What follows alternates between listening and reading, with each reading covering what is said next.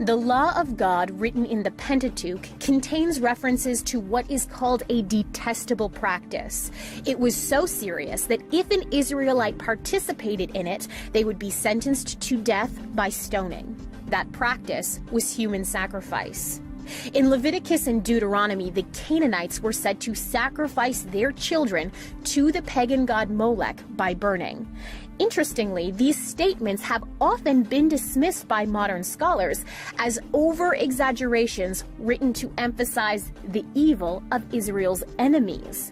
However, the Bible is not alone in its unveiling of these practices. There are many Greek historians that write in depth about ancient child sacrifice.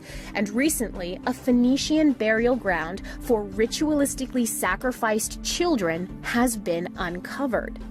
An examination of the remains buried in clay urns at the site has revealed over 20,000 burnt remains of children, the majority of whom seem to have been killed between 2 to 3 months of age. Remains of children also have been identified up to 6 years old.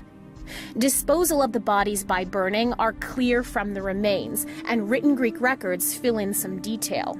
According to a 4th century BC historian, children were sacrificed at the beginning or completion of a vow to a god. Sometimes mass child sacrifice was enacted when a great favor was needed from a god.